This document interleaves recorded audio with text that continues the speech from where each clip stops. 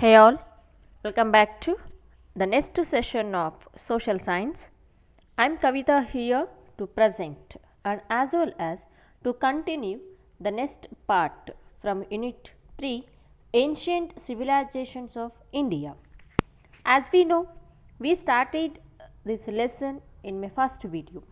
We discussed about so many concepts about this lesson, about urbanization and when nomadic life became stable, the first urbanization and the significance of the cities. So these are all the concepts we discussed in a previous class. Today I am with the continuing part from this lesson. In today's session we are going to learn the next concept. Those are town planning, town life, the decline of the towns and as well as the Vedic age. From the Vedic age we are going to learn two concepts. Those are 4 Vedas and Rigveda period. These are all the topics we are going to learn in today's session. So let's start our class. The town planning. Then how Harappan civilization people had constructed homes and their systematic town planning. So let's start our class with the town planning. So town planning, how Harappan people had constructed their houses during that time in ancient time. So the lower town in the low lying area of the city was the place of habitation of the people. That means ನಗರದ ತಳ ಪ್ರದೇಶದಲ್ಲಿ ಕೆಳಗಿನ ಗ್ರಾಮ ಅಂದರೆ villages ಎಂದು ಜನವಸತಿ ಜಾಗವಾಗಿತ್ತು. ಅಂದರೆ lower town ಕೆಳ ಪ್ರದೇಶದಲ್ಲಿ ಏನಂತ ಕರಿತೀವಿ ಅದು ಕಂಪ್ಲೀಟ್ಲಿ ಒಂದು ಜನವಸತಿ ಗ್ರಾಮ ಅಂತ ಹೇಳ್ತೀವಿ ಇಲ್ಲಿ. So it was constructed in a very systematic manner. It's very methodical manner. So each and everyone people of Harappan that time every people had constructed houses in a systematic way. ಪ್ರತಿಯೊಂದು ಮನೆಗಳು ಒಂದು ಅತ್ಯಂತ ವ್ಯವಸ್ಥಿತವಾಗಿ ಅಲ್ಲಿ ಕಟ್ತಾ ಇದ್ರಲ್ಲಿ. So what we are staying in the present houses in our home, ನಾವು ಇವಾಗ ಹೇಗೆ ಜೀವನ ಮಾಡ್ತಾ ಇದ್ವಿ ನಮ್ಮ ಮನೆಯಲ್ಲಿ ಅದೇ ರೀತಿಯಾದಂಥ ಕನ್ಸ್ಟ್ರಕ್ಷನ್ನು ಏನ್ಷಂಟ್ ಟೈಮಲ್ಲಿ ಇತ್ತು ಅಂತ ಹೇಳ್ಬೋದು ಇಲ್ಲಿ. So each and every one people had constructed in a systematic way. It was constructed in very methodical manner. It's very systematic manner. ಒಂದು ವ್ಯವಸ್ಥಿತವಾಗಿ ಹೇಗೆ ಬೇಸ್ಮೆಂಟ್ ಹಾಕ್ತೀವಿ ಈ present constructions I think you are observed. ನಮ್ಮ ಮನೇಲಿ ಹೇಗೆ constructions ಇದೆ present home ಮನೆಗಳು ಅದೇ ರೀತಿಯಾದ ಒಂದು ಸಿಸ್ಟಮೆಟಿಕ್ ಹೌಸಸ್ ಆ ಟೈಮಲ್ಲಿ ಇತ್ತು ಅಂತ ಹೇಳ್ಬೋದು ನಾವಿಲ್ಲಿ.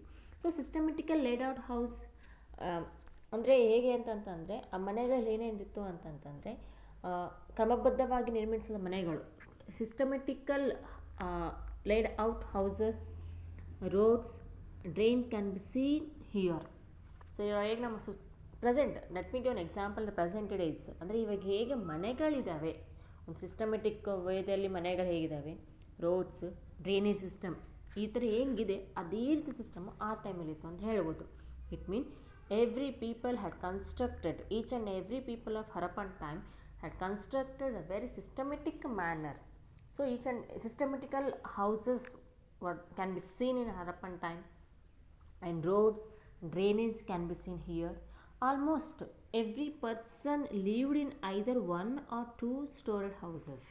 ನಾವು ಹೇಗೆ ಹಿಂಗೆ 2 floor 3 floors ಅಂತ ಪ್ರೆಸೆಂಟ್ ಹೇಳ್ತೀವಲ್ಲ, 2 ಅಂತಸ್ತಿನ ಮನೆ 3 ಅಂತಸ್ತಿನ ಮನೆ ಅಂತ ಇವಾಗ ನಾವೇನು ನೋಡ್ತಾ ಇದ್ದೀವಲ್ಲ ಅದು ಈ ಒಂದು ಸಿಸ್ಟಮು ಹರಪ್ಪನ್ ಟೈಮಲ್ಲಿ ಇದೆ ಅಂತ ಹೇಳ್ಬೋದು. So almost every person of Harappan civilisation time. So each and every people had lived in either 1 or 2 stored house. ಇವಾಗ ನಾವು ಹೇಗೆ 2 ಅಂತಸ್ತಿನ ಮನೆಗಳು 3 ಅಂತಸ್ತಿನ ಮನೆಗಳನ್ನ ಪ್ರೆಸೆಂಟ್ ನೋಡ್ತೀವಿ, ಈ ಒಂದು ಸಿಸ್ಟಮು ಏನ್ಷಿಯಂಟ್ ಟೈಮಲ್ಲಿ ಇತ್ತು ಅಂತ ಹೇಳ್ಬೋದು. During that Harappan civilisation time almost every person lived in either 1 or 2 houses. The houses were built of bricks and strong wall. As I told in the previous video, ಪ್ರತಿಯೊಂದು ಮನೆಗಳು ಹೇಗೆ ಅಂತಂದರೆ ಸುಟ್ಟ ಇಟ್ಟಿಗೆಗಳಿಂದ ಕಟ್ತಾ ಇದ್ರು. ಅಲ್ಲಿ ಹೇಳಿ ನಿಮಗೆ ಕಂಪ್ಲೀಟ್ಲಿ ಮೆಹೆಂಜೋದ ಕಂಪ್ಲೀಟ್ಲಿ ಆ ಏರಿಯಾ ಕೋಟೆ ಹೆಂಗಿತ್ತು ಅಂದರೆ ಸುಟ್ಟ ಇಟ್ಟಂಗಿಗಳಿಂದ ನಿರ್ಮಾಣ ಮಾಡ್ತಾಯಿದ್ರು. ಹಾಗೆ every houses were built of bricks and had strong wall. ಪ್ರತಿಯೊಂದು ಮನೆಗಳು ಸುಟ್ಟ ಇಟ್ಟಂಗಿಯಿಂದನೇ ಕಟ್ತಾ ಇದ್ದರು, ಸ್ಟ್ರಾಂಗ್ ವಾಲ್, ಅತಿ ಗಟ್ಟಿಯಾದಂಥ ಒಂದು ಗೋಡೆ ನೋಡ್ತಾ ಹೋಗ್ತೀವಿ ನಾವು ಇಲ್ಲಿ, ಭದ್ರವಾದ ಗೋಡೆಗಳು. And next here there were rooms all around the courted inside, ಅಂದರೆ ಗೋಡೆ ಭದ್ರವಾಗಿರುತ್ತೆ, ಅಂದರೆ ಒಳಾಂಗಣ ಸುತ್ತ ಕೊಠಡಿಗಳಿದ್ದವು. ಆ್ಯಂಡ್ ಇಟ್ ಮೀನ್ಸ್ ಮನೆಯ ದ್ವಾರ ರಸ್ತೆಯ ಮಗ್ಗಲಿನಲ್ಲಿದ್ದವು, ಅಂದರೆ ಎಂಟ್ರೆನ್ಸ್ ಏನು ಹೇಳ್ತೀವಿ ನಾವಿಲ್ಲಿ, ಎಂಟ್ರೆನ್ಸ್ ಡೋರ್ ಅಂತ ಹೇಳ್ತೀವಲ್ಲ, ಸೊ ಅದು ರೋಡ್ ಸೈಡ್ ಅಂತ ಹೇಳ್ತೀವಿ, around the inside. The main door face to the street, ಅಂದರೆ ಆ ಮೇನ್ ಡೋರ್ ನಾವೇನು ಹೇಳ್ತೀವಿ, ಮೇನ್ ಡೋರ್ ಹೇಗೆ ಇತ್ತು ಅಂತಂದರೆ ರಸ್ತೆಯ ಮುಖ ಮಾಡಿನೇ ಇರ್ತಾ ಇದ್ವು ಅಂತ ಹೇಳ್ಬೋದು. ನನ್ of the Windows opened. So ಮನೆ ಹೇಗೆ ಅಂತಂದರೆ ಮನೆಯ ಬಾಗಿಲು ಹೇಗೆ ಅಂತಂದರೆ ರಸ್ತೆಗಳ ರಸ್ತೆಗಳ ಒಂದು ಮುಖ ಮಾಡಿನೇ ಇರ್ತಾ ಇದ್ವು ಅಂತ ಹೇಳ್ತೀವಿ ನಾವಿಲ್ಲಿ. ನೆಕ್ಸ್ಟ್ ಏನಿರುತ್ತೆ ಅಂತಂತಂದರೆ ಯಾವ ಕಿಟಕಿಗಳು ಕೂಡ ರಸ್ತೆ ಮುಖ ಮಾಡಿರಲಿಲ್ಲ. So none of the windows open on to the street, ಮನೆಯ ಎಂಟ್ರೆನ್ಸು ರಸ್ತೆ ಮುಖ ಮಾಡಿ ಬಿಟ್ಟರೆ ಕಿಟಕಿಗಳಾಗಲಿ ವಿಂಡೋಸ್ ಆಗಲಿ ಯಾವುದು ಕೂಡ ಹೇಗೆ ಅಂದರೆ ರಸ್ತೆಗೆ ಮುಖ ಮಾಡಿರಲಿಲ್ಲ. And next here there were bathrooms in the houses. Some houses had wells which supplied water. ಕೆಲವೊಂದು ಹೆಂಗೆ ಅಂತಂತಂದರೆ ಕೆಲವೊಂದು ಮನೆಗಳು ಸ್ನಾನದ ಕೊಠಡಿಗಳು ಹೊಂದಿದವು. ಅಂದರೆ ಇವಾಗೇನು ನಾವು ಮನೆಯಲ್ಲಿ ಸ್ನಾನ ಮಾಡೋದು ಸಿಸ್ಟಮ್ ಇದೆ ಅಲ್ಲ, ಅದೇ ರೀತಿಯಾದ ಸಿಸ್ಟಮ್ ಆ ಟೈಮಲ್ಲಿತ್ತು. ನೆಕ್ಸ್ಟ್ ಏನಿತ್ತು ಅಂತಂದರೆ ನಗರಗಳಲ್ಲ, ಸಿಟಿಯಲ್ಲಿ ಒಳಚರಂಡಿ ವ್ಯವಸ್ಥೆ, ಅಂಡರ್ ಡ್ರೈನೇಜ್ ಸಿಸ್ಟಮ್ ಅಂತ ನಾವೇನು ಹೇಳ್ತೀವಿ present. Under drainage system was available in during of the ancient time. And next here the cities had very neatly laid out underground sewages. So the cities had very neatly laid out underground sewage system. The drains were built of bricks covered with a stone slabs. The gutter of each houses was linked to the main drain outside, enabled the flow of dirty water from the houses to the main drain, and holes were created in the drains enabled timely cleaning of them. ಅಂದರೆ ನಗರಗಳಲ್ಲಿ ಅಂದರೆ ಸಿಟಿಯಲ್ಲಿ ಹೇಗೆ ಇತ್ತು ಅಂತಂದರೆ ಒಳಚರಂಡಿ ವ್ಯವಸ್ಥೆ ಅಂತ ಹೇಳ್ತೀವಿ ನಾವು. It mean under drainage system. ಇವಾಗ ನಾವು ಹೇಗೆ ನೋಡ್ತಾ ಇದ್ವಿ ಪ್ರೆಸೆಂಟ್ ನಮ್ಮ ಒಂದು ಸಿಟಿಯಲ್ಲಿ ಹೇಗೆ ನೋಡ್ತಾ ಇದ್ವಿ ಅಂಡರ್ ಡ್ರೈನೇಜ್ ಸಿಸ್ಟಮ್ ಆಗಿರಲಿ, ಆ ಒಂದು ಸಿಸ್ಟಮ್ ಆ ಟೈಮಲ್ಲೇ ಇತ್ತು. ಅಂದರೆ ನಗರಗಳಲ್ಲಿ ಒಳಚರಂಡಿ ವ್ಯವಸ್ಥೆ ಇತ್ತು. ಆ್ಯಂಡ್ ಕಂಪ್ಲೀಟ್ಲಿ ಹೇಗೆ ಅಂದರೆ ಸುಟ್ಟ ಇಟ್ಟಿಗೆಗಳಿಂದಲೇ ಚರಂಡಿಯನ್ನು ಮುಚ್ಚಲಾಗ್ತಾ ಇತ್ತು.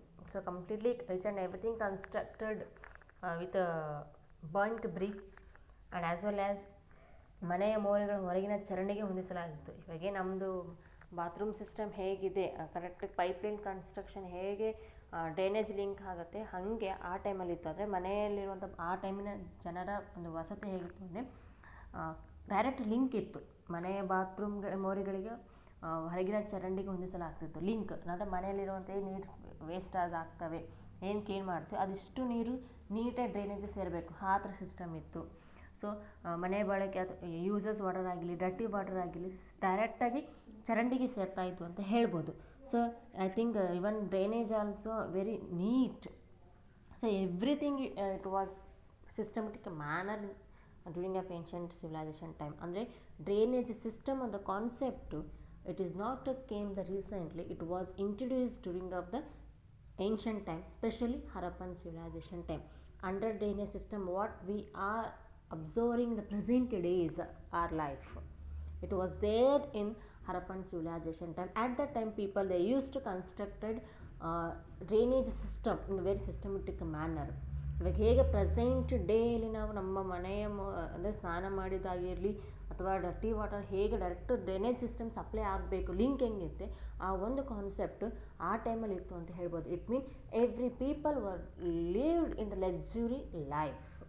Each and every people of Harappan people, Harappan civilized people, they lived in the luxury life. Every people lived in the either one or two floor house, two-storied house. Everything, each and everything town planning was constructed at a very systematic manner. ಅಂದರೆ very ಸಿಸ್ಟಮೆಟಿಕಲ್ ಅವು. ಹೇಗೆ ಒಂದು kitchen, 2 bedrooms, 1 hall, bathroom and toilet room. What we are staying the present days, it was there in ancient time during of Harappan civilization time. So this is the concept about town planning. Next to move on, another concept, town life, ನಗರ ಜೀವನ. ನಾವು ಮುಂಚೆ ಏನು ನೋಡಿದ್ವಿ, constructions ಹೇಗೆ ಇತ್ತು ಅಂತ concept study ಮಾಡಿದ್ವಿ. Now we are going to learn the next concept, town life, how people were living in their town. Apart from houses, the precious stones and metals were also found in Harappa places. Most of the objects found were beads and seals. ಅಂದರೆ ಕೇವಲ ಮನೆಗಳಷ್ಟೇ ಅಲ್ಲ, ನಾವಿಲ್ಲಿ ನಾವೇನು ನೋಡ್ಬೋದು ಅಂತಂದರೆ ಲೋಹ ಮತ್ತು ಬೆಲೆ ಬಾಳುವ ಹರಳುಗಳು ಅಂದರೆ very precious stones and metals were also found in Harappan places. And most of the objects found var beads and seal. ಅಂದರೆ ಭಾಳಷ್ಟು ಏನು ನಮಗೆ ದೊರೆತಿದೆ ಅಂತಂದರೆ ಆರ್ಕಿಯಾಲಜಿಸ್ಟ್ಗಳಿಗೆ, ಸ್ಕಾಲರ್ಸ್ಗಳಿಗೆ, ಒಂದು ರಿಸರ್ಚ್ ಟೀಮಿಗೆ ಏನು ಸಿಕ್ಕಿದೆ ಅಂತಂತಂದರೆ ಮಣಿಗಳು ಮತ್ತು ಮುದ್ರೆಗಳು ಭಾಳಷ್ಟು ನಾವು ಕಾಣ್ಬೋದು ಹರಪ್ಪನ್ ಟೈಮಲ್ಲಿ. ಕೇವಲ ಮನೆಗಳಷ್ಟೇ ಅಲ್ಲ, ಹಾಗೆ ಅದು ಬಿಟ್ಟರೆ ಸ್ಟೋನ್ಸ್ ಆ್ಯಂಡ್ ಮೆಟಲ್ಸ್ ಅಂದರೆ ಲೋಹ ಮತ್ತು ಬೆಲೆ ಬಾಳುವ ಹರಳುಗಳು ಕೂಡ ನಾವು ಕಾಣ್ತೀವಿ. ಅದಲ್ಲದೆ ಆದಷ್ಟು archaeologist they have got most of the beads and seals while the researching. ಅಂದರೆ ಯಾವಾಗ ಅವರು ರಿಸರ್ಚ್ ಮಾಡೋ ಟೈಮಲ್ಲಿ, ಸಂಶೋಧನೆ ಮಾಡೋ ಟೈಮಲ್ಲಿ ಅವರಿಗೆ ಸಿಕ್ಕಂಥ ಬಹಳಷ್ಟು ವಸ್ತುಗಳಂತಂದರೆ ಅದು ಮಣಿಗಳು ಮತ್ತು ಮುದ್ರೆಗಳು ಬಹಳಷ್ಟು ನಾವಿಲ್ಲಿ ಕಾಣ್ಬೋದು ನಾವಿಲ್ಲಿ. And next here the layout of the town reveals existence of the administrative classes. ಅಂದರೆ ನಗರ ವ್ಯವಸ್ಥೆಯಲ್ಲಿದ್ದ ರೀತಿ ಅಲ್ಲಿ ಆಡಳಿತ ವರ್ಗವನ್ನು ಸ್ಪಷ್ಟವಾಗಿ ಸೂಚಿಸ್ತಾರೆ. Administrative system was there during of ancient time. Present ಸಿಟೀಸಲ್ಲಿ ಹೇಗೆ ನಾವು ಅಡ್ಮಿನಿಸ್ಟ್ರೇಷನ್ ಸಿಸ್ಟಮ್ ನೋಡ್ತೀವಿ, ಆ ಟೈಮಲ್ಲಿ ಇತ್ತು ಅಂತ ಹೇಳ್ಬೋದು ನಾವಿಲ್ಲಿ. And the next here the people of this place may have used expensive metal, gems and jewelry. A very interesting concept here. ಇವಾಗ ಪ್ರೆಸೆಂಟ್ ನಾವು ಹೇಗೆ ಬೆಲೆ ಬಾಳುವಂಥ ಬಂಗಾರ ಮತ್ತು ಹವಳನ ಮೆಟಲ್ಸ್ನ ಹೇಗೆ ನಾವು ಯೂಸ್ ಮಾಡ್ತೀವಿ ಪ್ರೆಸೆಂಟು, ಈ metals, gems, jewellery concept was there in the ancient time. It was there in the Harappan civilisation time. ಇವಾಗ ನಾವು ಹೇಗೆ ಬೆಲೆ ಬಾಳುವ ಲೋಹಗಳಾಗಿರಲಿ, ಹರಳು, ಆಭರಣಗಳು ಇವರು ಬಳಸಿರಬೇಕು. ಅಂದರೆ they may used expensive metal, ಅಂದರೆ ಎಕ್ಸ್ಪೆನ್ಸಿವ್ ಇನ್ ದ ಸೆನ್ಸ್ ಅತಿ ಬೆಲೆ ಬಾಳುವುದು ವಸ್ತುಗಳನ್ನ ಆಗಿನ ಟೈಮಲ್ಲಿ ಜನರು ಯೂಸ್ ಮಾಡಿದ್ದಾರೆ ಅಂತ ಹೇಳ್ಬೋದು ನಾವಿಲ್ಲಿ. They may used expensive metal, gems and jewellery. The beads var probably used by the common people. ಅಂದರೆ ಮುದ್ರೆಗಳು ಅಂದರೆ ಮಣಿಗಳು ಜನಸಾಮಾನ್ಯರು ಬಳಸಿರಬೇಕು ಅಂತ ಹೇಳ್ತಾರೆ. So as I told, beads and seals were very they got most of the beads and seals while researching. And the beads were probably used by common people. ಅಂದರೆ ಮಣಿಗಳು ಕೂಡ common people's ಕೂಡ use ಮಾಡಿರ್ಬೋದು ಅಂತ ಹೇಳ್ತೀವಿ. ನಾವು ಹೇಗೆ ಬಂಗಾರ, ರತ್ನ, ಹವಳ ಹೇಗೆ ಯೂಸ್ ಮಾಡ್ತೀವಿ ಆ ಟೈಮಲ್ಲಿ ಅವರು ಯೂಸ್ ಮಾಡಿದ್ದಾರೆ ಅಂತ ಹೇಳ್ತೀವಿ. And this reveals that was it means next here there is an unknown script on the seals. ಅಂದರೆ ಮುದ್ರೆಗಳ ಮೇಲೆ ಯಾರಿಗೂ ತಿಳಿಯಲಾರದಂತಹ ಒಂದು ಲಿಪಿ ಇದೆ ಅಂತ ಹೇಳ್ಬೋದು. It mean there is an unknown script on the seals.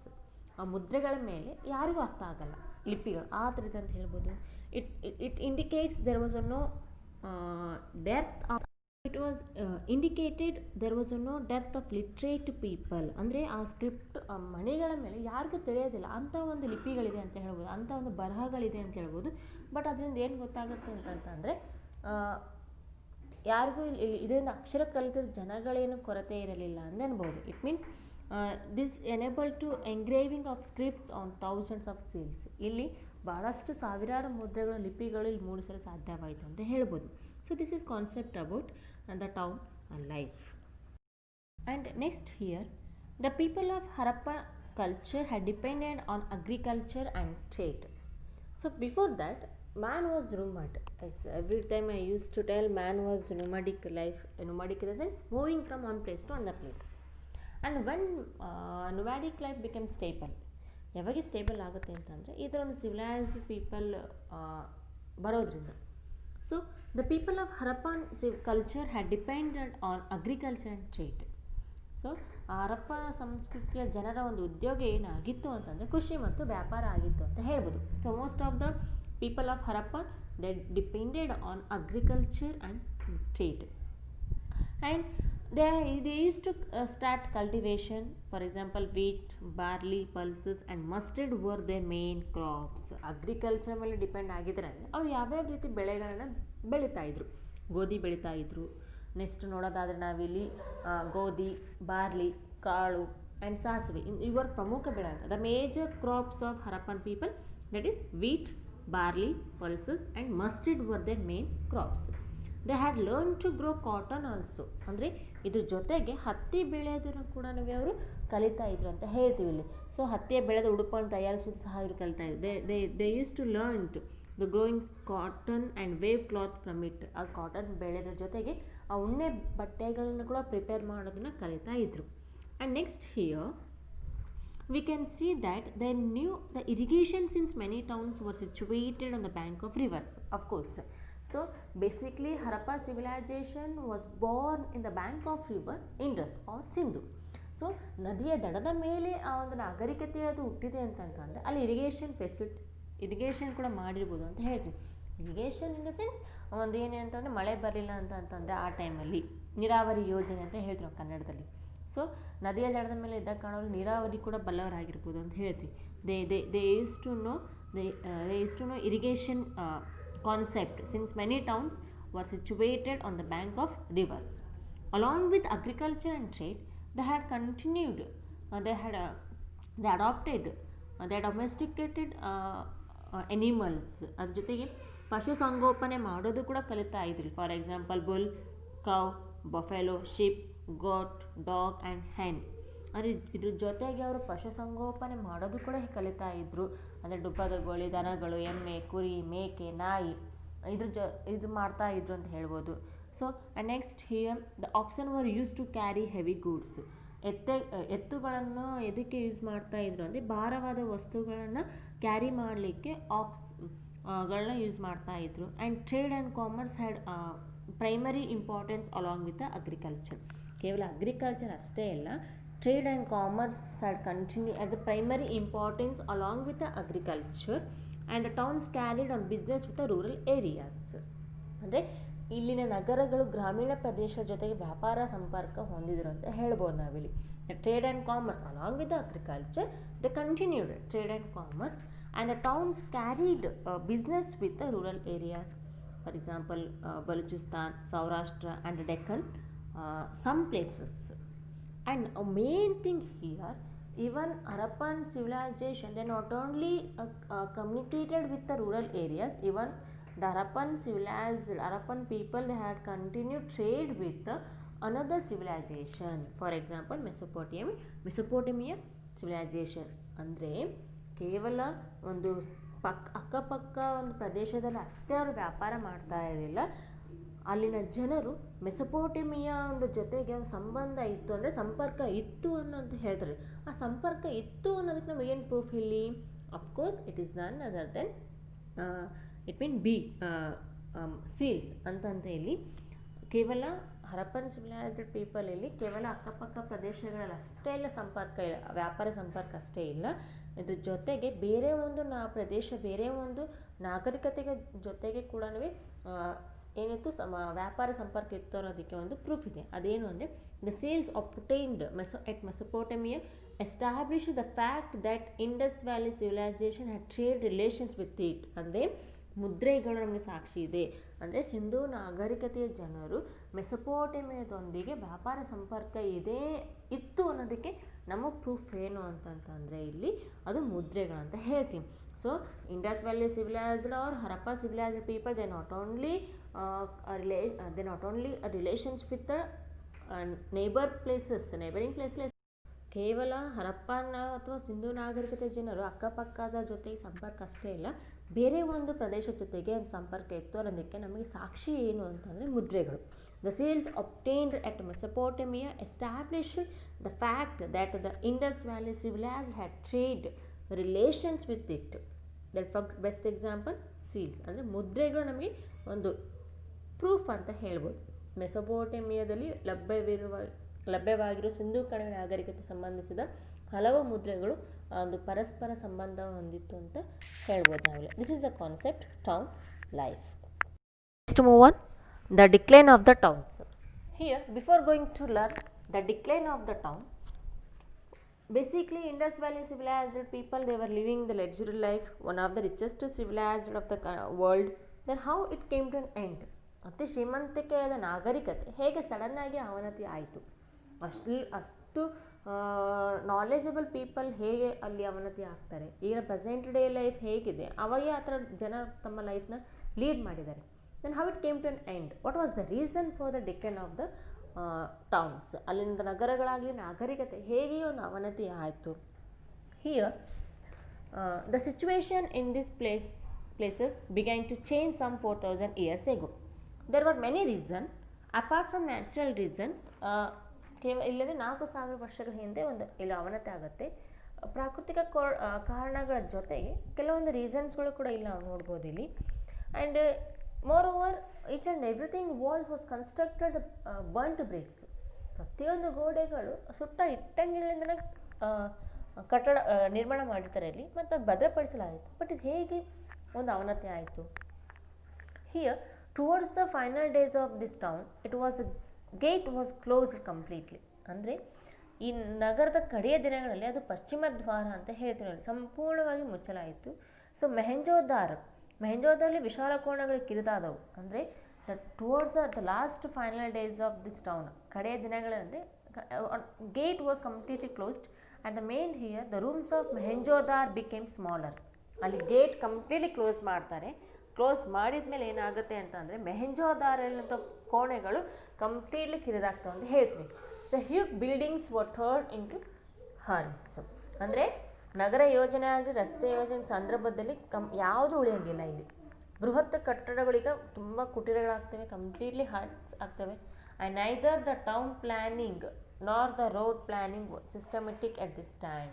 ಅಂದರೆ ಈ ಸಂದರ್ಭ ಅಂದರೆ ನಗರ ಯೋಜನೆ ಆಗಲಿ ರಸ್ತೆ ಯೋಜನೆ ಆಗಲಿ ಈ ಸಂದರ್ಭದಲ್ಲಿ ವ್ಯವಸ್ಥಿತವಾಗಿ ಉಳಿಯಲ್ಲ. ಅಂದರೆ historians have given various explanation for the decline of this towns. ಈ ಪಟ್ಟಣಗಳು ನಗರಗಳು ಹೇಗೆ ಅವನತಿ ಆಯಿತು ಅಂತ ಹೇಳಿ ಇತಿಹಾಸಕಾರರು ಕೆಲವೊಂದು ರೀಸನ್ಸ್ ಕೊಡ್ತಾ ಇರಲಿ. Many reasons are they. First here some feel that dried rivers as the reason. ಅಂದರೆ ನದಿಗಳು ಬತ್ತಿ ಹೋಗಿದ್ದು ಕೂಡ ಇಲ್ಲಿ ಒಂದು ರೀಸನ್ ಆಗುತ್ತೆ. Basically Harappa civilisation was born in the bank of river.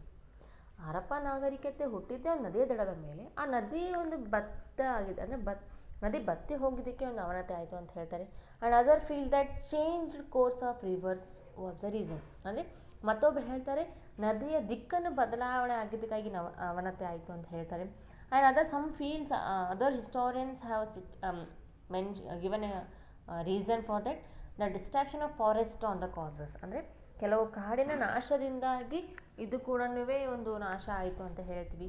And some reason even another reasons is there here, probably inundation by flood could be the reason. ಅಂದರೆ ಪ್ರವಾಹದಿಂದ ಜಲಾವೃತಗೊಂಡಿರೋ ಇದಕ್ಕೆ ನಾಶ ಅಂತ ಹೇಳ್ತೀವಿ. ಅಂದರೆ ಪ್ರವಾಹ ಅತಿಯಾದ ಮಳೆಯಿಂದ ಕೂಡ ಇಲ್ಲಿ ಇದು ನಾಶ ಆಯಿತು ಅಂತ ಹೇಳ್ತಾರೆ ಇಲ್ಲಿ. And people living the Indus valley and some cities of west Punjab might have deserted the area and migrated to new areas in the east south. And most of course it was one of the strongest reason.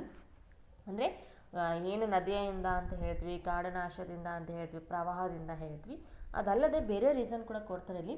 But most of the people living in the Indus valley and some cities of western Punjab, basically north western part completely desert area. ಅಂದರೆ ಇಲ್ಲೇ ನಾವು ಈ ಕಡೆ ನೋಡ್ತಾ ಹೋಗ್ತೀವಿ, Punjab and Rajasthan, Gujarat ಈ ಭಾಗ completely ಒಂದು ಮರುಭೂಮಿಯಿಂದ ಕೂಡಿರ್ತಾರೆ. ಇಲ್ಲಿ ಮರುಭೂಮಿಯಿಂದ ಕೂಡಿರ್ತದೆ ಅಲ್ಲಿ. ಸೊ ಅಲ್ಲಿನ ಜನ ಅಲ್ಲಿ ನೀರಿಗಾಗಿ ಒಂದು ಜೀವನ ನಡೆಸೋಕ್ಕಾಗೋದಿಲ್ಲ. ಹಾಗಾಗಿ ಬೇರೆ ಒಂದು ಪ್ರದೇಶಕ್ಕೆ ಅವರು ಹೋಗಿರ್ಬೋದು, ಅಂದರೆ ವಲಸೆ ಹೋಗಿರ್ಬೋದು. They might be migrated to new places. ಅಂದರೆ ಅವರು ಬೇರೆ ಒಂದು ನಗರಕ್ಕೆ ಅವ್ರು ಹೋಗಿರಬಹುದು, ಹಾಗಾಗಿ ಇದು ಅವನತಿ ಆಗಿದೆ ಅಂತ ಹೇಳ್ಬೋದು. ಅಂದರೆ most of the north western states completely desert area, so that they might be migrated. So this is concept, the decline of the towns. Next move on, the Vedic age. After end of the civilized Harappan civilization, one of the era was started, that is the Vedic age. Sindhu ನಾಗರಿಕತೆ ಅವನತಿಯಾದ ನಂತರ ಮತ್ತೊಂದು ಯುಗ start ಆಗುತ್ತೆ ನಮ್ಮ ಭಾರತದಲ್ಲಿ, ಪ್ರಾಚೀನ ಭಾರತದಲ್ಲಿ. ಅದು ವೇದಗಳ ಕಾಲ ಅಂತ ಹೇಳ್ತೀವಿ ಇಲ್ಲಿ. So Aryans, the Vedas were completely composed by Aryans. ಅಂದರೆ ಈ ವೇದಗಳು ಯಾರಿಂದ ರಚನೆ ಆಗಿದೆ ಅಂತಂದರೆ ಆರ್ಯರಿಂದ ರಚನೆ ಆಗುತ್ತೆ ಅಂತ ಹೇಳ್ತೀವಿ ನಾವಿಲ್ಲಿ. So Aryans belongs to the early Indo Europeans tribal of southern Russia Ural mountain slope, and many of the groups of this tribe through the Central Asia came to Iron Plateau. From there migrated to Punjab areas. So Aryans, they from Central Asia. So the culture built by these people is understood based on the Vedas and is called Vedic culture. As I told now, Vedas were completely composed by Aryans. They from Central Asia. They migrated to Central Asia to Iron Plateau. They migrated to Punjab area also. And then what is the meaning of Vedic culture? So basically, Vedic age it came to after end of the after decline of the civilization of Harappa. ಅಂದರೆ ಹರಪ್ಪ ನಾಗರಿಕತೆ ಅವನತಿ ನಂತರ ಮತ್ತೊಂದು ಯುಗ start ಆಗುತ್ತೆ, ಅದು ವೇದಗಳ ಕಾಲ ಅಂತ ಹೇಳ್ತೀವಿ. So Vedas was completely composed by Arya. Then what is the meaning of Vedic culture? It means the culture built by these people is understood based on the Vedas and is called Vedic culture. And the Vedic period is identified as the period between 1500 BCE to 700 BCE. ಇದೊಂದು ಯುಗ ಎಲ್ಲಿಂದ ಎಲ್ಲಿಗೆ ಅಂತಂದರೆ 1500 BCE. BCE in the sense before common era. So the Vedic period is identified as the period between 1500 BCE to 700 BCE. This is divided into two periods. The first period is the Rigveda period or the beginning of the Vedic period. ಇದು ಎಲ್ಲಿಂದಿರುತ್ತೆ ಅಂತಂದರೆ basically 1500 to 700. ಈ ಒಂದು ಎರಾನ ಏನಂತ divide ಆಗುತ್ತೆ ಅಂತಂತಂದರೆ two period ಆಗುತ್ತೆ ಅಂತ ಹೇಳ್ತೀವಿ ನಾವಿಲ್ಲಿ. So this is divided into two periods. The first part is the Rigveda period or beginning of the Vedic period. The Rigveda period between 1500 BCE to 1000 BCE. ಇದೆಲ್ಲ ರಿಗ್ವೇದ ಪೀರಿಯಡು ಎಲ್ಲಿಂದ ಎಲ್ಲಿವರೆಗೆ ಇರುತ್ತೆ ಅಂತ ಹೇಳಿದೆ ಅಂತಂದರೆ 1500 BC ಇಂದ ಹಿಡಿದು 1000 BC ವರೆಗೆ ಇರುತ್ತೆ ಅಂತ ಹೇಳ್ತೀವಿ. The second part is the post Rigveda period or post Vedic period. ಅಂದರೆ ಮತ್ತೊಂದು ಎರ ಸ್ಟಾರ್ಟ್ ಆಗುತ್ತೆ. ಇದು ಎಲ್ಲರಿಗೂ ಇರುತ್ತೆ ಅಂತ ಅಂದರೆ 1100 BCE to 700 BCE. Rigveda period it is between 1500 BCE to 1000 BCE, and the post Rigveda period it means 1000 to 700. But the Vedas were not complete in written form. ಆ ವೇದಗಳು ಯಾವುದೇ ರೀತಿಯಾದ ಕೈ ಬರಹದಿಂದ ಕೂಡಿಲ್ಲ. Complete was there oral, but the Vedas were not complete in written form during the period, and Vedas were in the oral form at the beginning. In the beginning it was oral, and the later it was into written form with a lot of changes. Again, once I am repeating here, Vedas are completely composed by Aryans, and this period divided into two sectors, one the Rigveda period and the post Rigveda period. Rigveda period from 1500 BCE to 1000 BCE, and the post Rigveda period between 1000 BCE to 700 BCE. But Vedas, it was not there in written form.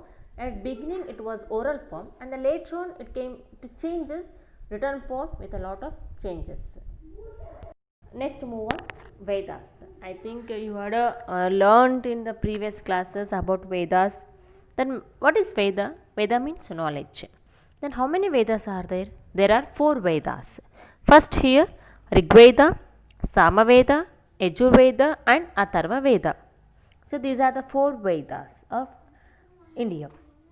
And Vedas are mainly completion of nature worship, yagas, process of yaga and yagas, and the black magic. And these are also called Samhite. And every Samhite has a text called Brahmana. ಅಂದರೆ Vedas completely ಏನಿರುತ್ತೆ ಅಂದರೆ complete ವೇದಗಳು ಏನು ನೋಡ್ತೀವಿ ಅಂತಂತಂದರೆ ನಾವಿಲ್ಲಿ ಯಾಗ ಮತ್ತು ಯಜ್ಞಾದಿಗಳು ಮತ್ತು ಮಾಟವಿದ್ಯೆ ನೋಡ್ತಾ ಹೋಗ್ತೀವಿ ನಾವಿಲ್ಲಿ. ಸೊ ಇವಿಷ್ಟು ನಾವೇನಂತ ಕರಿತೀವಿ ಅಂದರೆ ಸಂಹಿತೆ ಅಂತ ಕರಿತೀವಿ. ಪ್ರತಿಯೊಂದು ಸಂಹಿತೆಗೆ ಏನಿದೆ ಅಂತಂದರೆ ಬ್ರಾಹ್ಮಣಗಳು ಅಂತ ಹೇಳ್ತೀವಿ ನಾವಿಲ್ಲಿ. ಸೊ ಬ್ರಾಹ್ಮಣ ಇಟ್ ಮೇನ್ ಇಸ್ ಅರಣ್ಯಕ ಅಂತ ಹೇಳ್ತೀವಿ ನಾವಿಲ್ಲಿ. So Brahmana the explanation the various were performing rituals. Every Brahmana has an Aranyaka and Upanishad. ಅಂದರೆ ಇಲ್ಲಿ 4 ವೇದಾಸ್ ನೋಡ್ತಾ ಹೋಗ್ತೀವಿ. ಇಲ್ಲಿ ಋಗ್ವೇದ, ಸಾಮವೇದ, ಯಜುರ್ವೇದ, ಅಥರ್ವ ವೇದ. ವೇದಗಳೇನು ನೋಡ್ತೀವಿ ನಾವಿಲ್ಲಿ ಯಾಗ, ಯಜ್ಞ ಯಾಗಾದಿಗಳು ಮತ್ತು ಮಾಟವಿದ್ಯೆ ನೋಡ್ತಾ ಹೋಗ್ತೀವಿ ಇಲ್ಲಿ. ಸೊ ಎವ್ರಿ ಸಂಹಿತೆ ಆಸ್ ಟೆಸ್ಟ್ ಕಾಲ್ಡ್ ಬ್ರಾಹ್ಮಣ ಆ್ಯಂಡ್ ಬ್ರಾಹ್ಮಣ ಎಕ್ಸ್ಪ್ಲೇನಿಂಗ್ ದ ರಿಟುಲ್ಸ್. ಅಂದರೆ ಬ್ರಾಹ್ಮಣರ ಕರ್ತವ್ಯ ಇರುತ್ತೆ ಇಲ್ಲಿ ಉಪನಿಷತ್ ಮಾಡೋದು, ಅರಣ್ಯಕಗಳ ಮಾಡೋದು. ಅಂದರೆ ಬ್ರಾಹ್ಮಣ ಒಂದು ಪಠ್ಯಗಳಿರ್ತವೆ. ಪ್ರತಿಯೊಂದು ಬ್ರಾಹ್ಮಣ ಒಂದು ಅರಣ್ಯಕ ಮತ್ತು ಉಪನಿಷತ್ತು ಕೂಡಿದಂತ ಹೇಳ್ತೀವಿ ಇಲ್ಲಿ. So this is concept about Vedas. The next move on, Rigveda period. So as I told in the introduction, the Vedic age is divided into two groups. One Rigveda period and one more post Rigveda period. The Rigveda period duration here 1500 BCE to 1000 BCE. This is we call Rigveda period. So Rigveda is the first among all the Vedas. ವೇದಗಳಲ್ಲಿ ಮೊದಲನೆಯದು ಬರುವಂಥ ವೇದ ಯಾವುದಿಲ್ಲಿ? Rigveda. So the language used, the geographical and social situation. Rigveda has 1028 suktas. So suktas in the sense prayer song ಅಂತ ಹೇಳ್ತೀವಿ ನಾವಿಲ್ಲಿ. So Rigveda has 1028 suktas are prayer song. They are group under 10 mandalas. ಅಂದರೆ ಎಷ್ಟು ಅಂತಂದರೆ ಇಲ್ಲಿ 10 ಮಂಡಗಳಾಗಿ ವಿಂಗಡಣೆ ಮಾಡ್ತಾವೆ ಅಂತ ಹೇಳ್ತೀವಿ. ಇವೆಲ್ಲ ಒಂದೇ ಕಾಲಕ್ಕೆ ರಚನೆ ಆದವುಗಳಲ್ಲ. It was not created and at a time. So ಅಂದರೆ ಇವಾಗ ಒಂದೇ ಕಾಲದಲ್ಲಿ ಇವು ರಚನೆ ಆಗಿಲ್ಲ ಇಲ್ಲಿ. So the language used in Rigveda belongs to Indo European family of languages. ಅಂದರೆ ಋಗ್ವೇದ ಒಂದು ಭಾಷೆ ಏನು ಅಂತಂದರೆ ಇಂಡೋ ಯುರೋಪಿಯನ್ ಭಾಷಾ ಕುಟುಂಬಕ್ಕೆ ಸೇರಿದೆ ಅಂತ ಹೇಳ್ತೀವಿ ಇಲ್ಲಿ. ಸೊ ಋಗ್ವೇದದಲ್ಲಿ ಪ್ರಸ್ತಾಪ ಅಂದರೆ ಏನು ಅದು ಎಕ್ಸ್ಪ್ಲೇನ್ ಮಾಡಿದ್ದಾರೆ ಅಂತಂತಂದರೆ Afghanistan, Hindu Kush, it means geographically discussed in the Rigveda, extend from Afghanistan, Hindu Kush mountain to Doab of Ganga and Yamuna rivers. ಅಂದರೆ ಇದೆಲ್ಲಿಂದ ಎಲ್ಲಿವರೆಗಿದೆ ಅಂತಂತಂದರೆ ಅಫ್ಘಾನಿಸ್ತಾನದಿಂದ ಹಿಡಿದು ಗಂಗಾ ಯಮುನಾ ದೋಬ್ ಪ್ರದೇಶವರೆಗಿದೆ ಅಂತ ಹೇಳಿದ್ರು. Doab in the sense the land, ಅಂದರೆ 2 ನದಿಗಳ ಮಧ್ಯದ ಪ್ರದೇಶ ಅಂತ ನಾವು ಕರಿತೀವಿ. Doab in the sense this area between 2 rivers. So 2 ನದಿಗಳ ಪ್ರದೇಶ ಅಂದರೆ ಗಂಗಾ ಯಮುನಾ ಅಂತ ಹೇಳ್ತೀವಿ. ಸೊ ಋಗ್ವೇದ ಪೀರಿಯಡ್ ಎಲ್ಲಿಂದ ಎಲ್ಲಿವರೆಗಿದೆ ಅಂತ, ಜಿಯೋಗ್ರಫಿಕಲ್ ಎಲ್ಲಿಂದ ಎಲ್ಲಿವರೆಗಿದೆ ಅಂತಂದರೆ Afghanistan, Hindu Kush mountain to doab of Ganga and Yamuna rivers. So by this concept today we have completed another most important session, and remaining topics we will study in the next session. Till then, keep watching the video. Thank you and have a nice day.